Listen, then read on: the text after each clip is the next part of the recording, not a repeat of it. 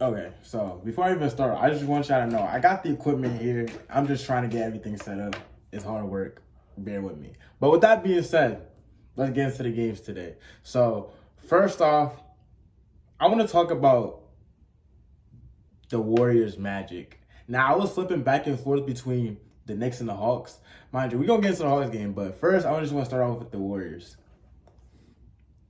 I just feel like at this point in the season, I've been following a lot of Warriors basketball and NBA Twitter and all those things, etc. And the fans have just switched the blame slowly but surely. Now, shout out to the Magic. They're a good team. I like what they're doing. Young team, so they're going through their battle scars. They're not the best team in the league, but I think they're fully capable of being a good team when everything goes their way. With that being said, though, the Warriors lost to them while we're getting ready to go into the playoffs. At this time is when your team is building its identity. So you're not going to want to lose games like this to teams that are that low in the standings. Mind you, Steph Curry is not playing, and he should be back for the postseason. Well, we don't know, but apparently he says I can't speak right now. He's very optimistic about coming back. So I'm just going to take that as Steph Curry will be back in time for the playoffs. But someone has to man the ship while he's gone. And from this performance tonight, the Warriors are not looking pretty. I mean, I've had my speculations about if they're really a contender or they're just a good regular season team. But I'm not liking what I'm seeing of the Warriors as of late. Like, they just lost to the Spurs the other night. And now they're losing to the Magic. Those are two teams. Shout out to DeJounte Murray, though. That's my guy. But let's just look at this box score right here. Look, we got Andrew Wiggins, 5 for 19. Klay Thompson, 6 for 15. Jordan Poole, 9 for 23. If your best players are shooting like that, chances are you're not going to win the game. And for a while, I've been seeing this with the Warriors.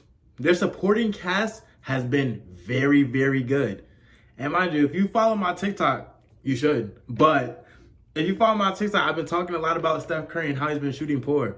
Recently, I've been getting a lot of flack because I was bringing up how Steph Curry is not top 50 in three-point percentage.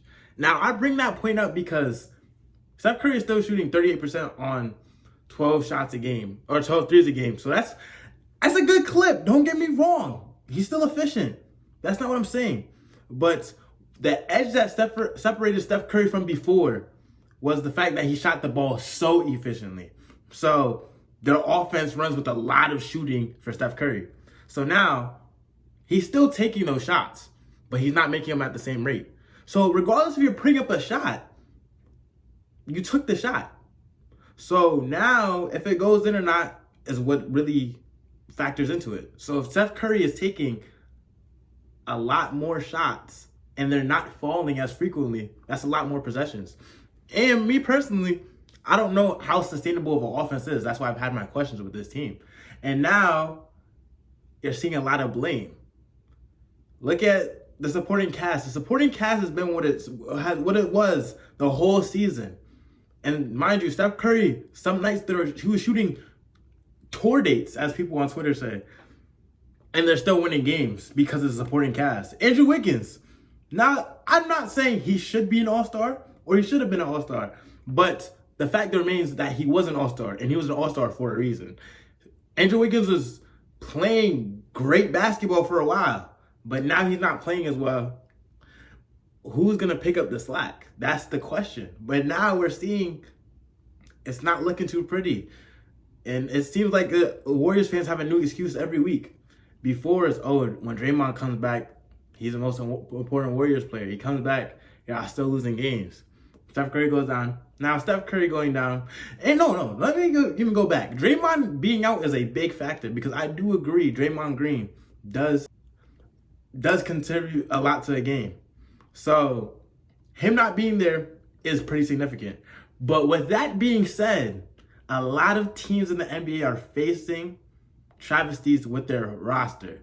So you can't rely on just a player to fix the team dynamic. Like, as on paper, your team is what it is. So you have to use those pieces to get it together. And right now, I don't know if the Warriors are going to be able to get together. Now that being said, I don't think the season's over for them. I think they have a lot.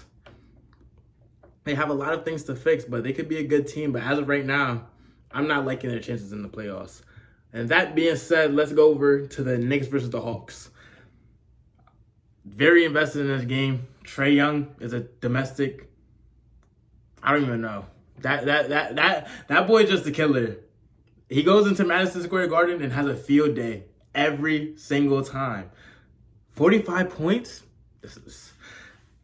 Any defense doesn't want to give up 45 points to anybody. And Trae Young, I'm hearing him getting booed. He's really the villain of the arena, and he's killing y'all. That's the craziest part about it. He's really just killing. Trae Young, that boy is special. I mean, the record is what it is. I don't know if they're going to be as much of a threat as they were last year, but I'm always rooting for Trae Young. I like watching him play. He's very exciting. Small guy, but he's able to generate an offense like no other. Definitely respect to the game. And then, let's talk about the Clippers Nuggets.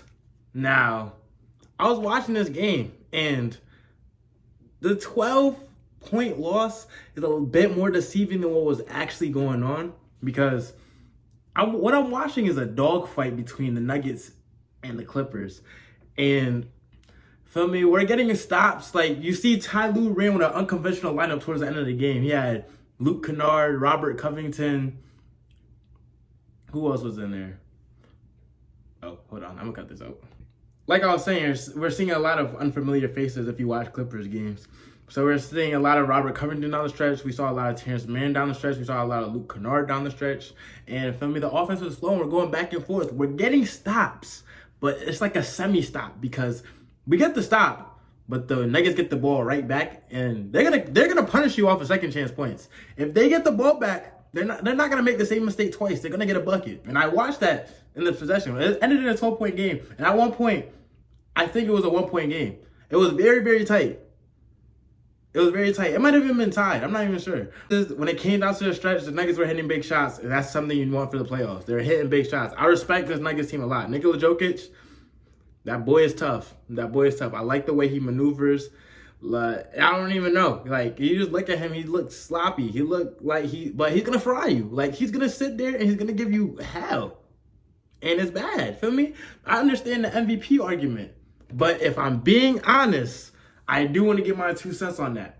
Because I feel like this race right now between Nikola Jokic and Joel Embiid is low-key kind of forced because I'm not hearing Giannis' name a lot. And that's a perfect way to segue into this next topic. Honestly, I didn't watch the Bucks game. But, I will box score watch right now and let me see if Giannis played. Okay, Giannis played he had 25 points, 9 turnovers. Okay, wow. That's a lot of turnovers. I'm not going to sit here and act like that's not a lot. But 25 points, 17 rebounds, 3 blocks, and still. And they spank the Bulls. By the way, the Bulls can't beat a good team. Like, I don't understand what it is. Seeing the team in the playoffs, I think if there's any team in the East that a team wants to see in the playoffs right now, it might be the Bulls. I'm not going to lie to you. I don't know about that team. It's kind of fraudulent. It is definitely kind of fraudulent. But besides that, I want to get back into the MVP discussion. You see the numbers Giannis put up and the impact he has to the game because the other night, the Bucks got spanked up by the Timberwolves. The Timberwolves are a hot team. I love Anthony Davis. I said Anthony Davis. I love Anthony Edwards and I love Cat. I love D'Angelo Russell, but not to say that they're not a fully capable team. They are very tough, but they beat the Bucks and they spanked the Bucks, and Giannis wasn't playing. And I feel like people underestimate Giannis' value because the way he plays is so unorthodox. Like, people don't expect him to be as good as he is simply for the fact that he just runs and dunk according to NBA Twitter. But Giannis' game is it's just so impactful. It's like, without having him on the floor, it's a big difference. He's there, help slide. He's going to play some defense. He's going to give the other team hell in the paint every night. And now he's expanding his game out a little more. Giannis is a very special talent. I say that all the time. And now I feel like the MVP race has been kind of media pushed because we're seeing Jokic and Embiid, Jokic and Embiid, Jokic and Embiid. Why is Giannis not in that conversation? I feel like it's a three-way race, if anything. If anything. Like, Giannis, he has the stats. He has the record. And I don't understand why there's voter fatigue towards Giannis because Giannis didn't win it last year. Jokic won the race last year. So, if anything, the voter fatigue should be pointing to Jokic. You look at Giannis's numbers, like, I don't understand why he's not getting more credit. Okay, they won the championship last season, and who was a big part of that? Giannis. Like, if you're in the beginning of the season, I was saying Giannis is the best player in the world. Mind you, Kevin Durant, I don't know. Both of them, I think those two, they're tied. I don't know what's going on with that, but I think Kevin Durant is very tough. But with that being said, we go back to Giannis. He's averaging 29.8 points per game on, let me see the efficiency, on 55% shooting. He's averaging, okay, I'm back. He's averaging 11.5 rebounds per game, and he's leading the Defensive Player of the Year race. So if you're telling me, you're giving me the same, okay, maybe I could even hear an argument that he's giving a little less on offense. And okay, whatever, I don't care. But he's giving you almost as much, if not as much, offense, and he's leading the Defensive Player of the Year race. Like, I'm not understanding it. He has a better record than Embiid and both Jokic. Come on, are we serious right now? Like, I feel like, yeah, Jokic, he's doing a lot, okay? Don't get me wrong. Jokic is leading a Nuggets team without a lot of star players, and it's very, very low-key underrated what he's doing because that roster is definitely suspect too. Don't get me wrong, that Nuggets roster is suspect, but Nikola Jokic, he patches up a lot of holes with the way he plays his game, and I can respect that. He's a very, very talented player. Joel Embiid, another talented player, but they're not Giannis though. But with that being said, make sure y'all subscribe for more. I'm really excited to see where this page could go. I like talking about basketball. That's really my thing. Now I speak a little more, so I'm leaving less room for interpretation. So I mean, you can really hear what I'm saying, how I feel about the game. And yeah, that's it. I lied. Hold on. I have a lot of socials. I'll link them in the bio. Feel me? Follow up. Feel me? We starting something big over here. I don't think people know what's gonna go on, but 2022 we going up. I'm telling you that right now. And if you see it, you'll believe it soon enough. But now I'm going.